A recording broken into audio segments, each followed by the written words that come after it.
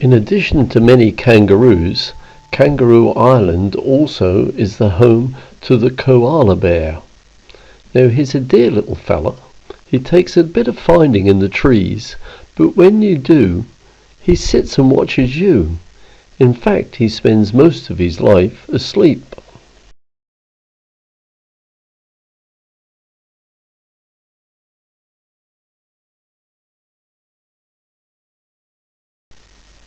Now this little fella is in a romantic mood, and he calls for his mate by making a strange pig-like sound.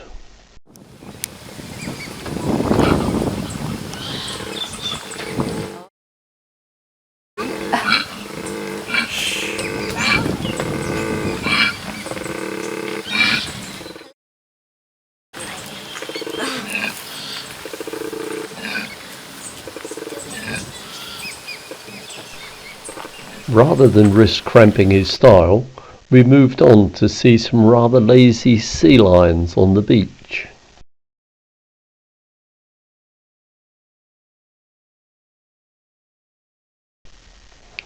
Wildlife on the island seems to be almost tame, as they seem to be undisturbed by our presence.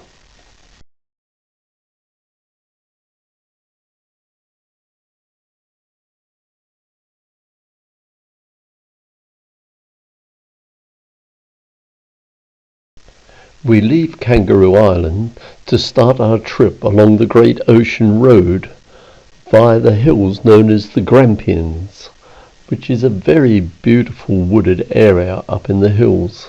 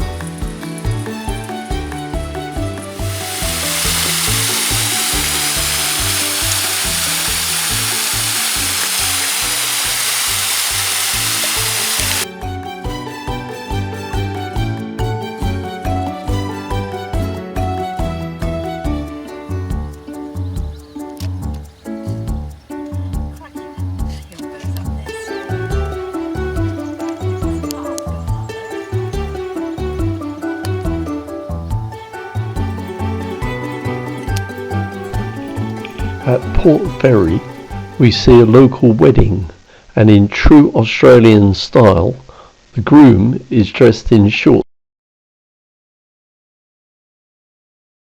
The 12 Apostles is a bit of an exaggeration. I think there's only 8.5 of them now, as several have fallen down.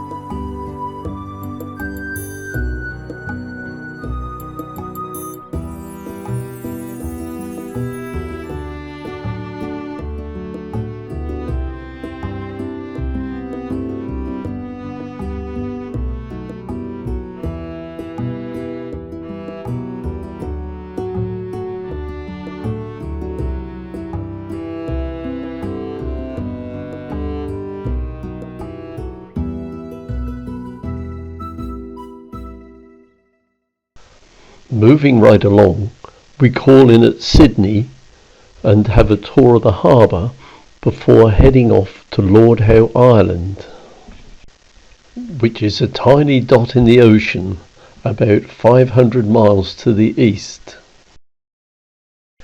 It is about 8 miles long and about a mile at its widest point, but is home to approximately 360 people.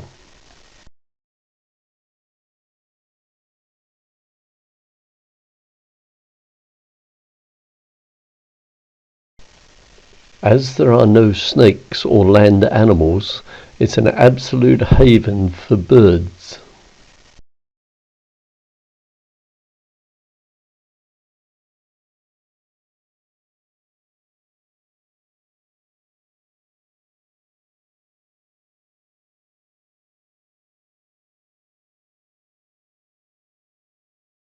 The beaches are deserted and the sea is crystal clear above the coral, and there are multicoloured fish everywhere. But these ones you can walk in and feed, but they don't feel very nice around your knees. Their only policeman must have the best job in the world. They had a rare visit of a helicopter, which seemed a long way from the mainland, until we saw a warship just offshore. In 1948, this Catalina seaplane came to grief, and wreckage is still on the side of the mountain.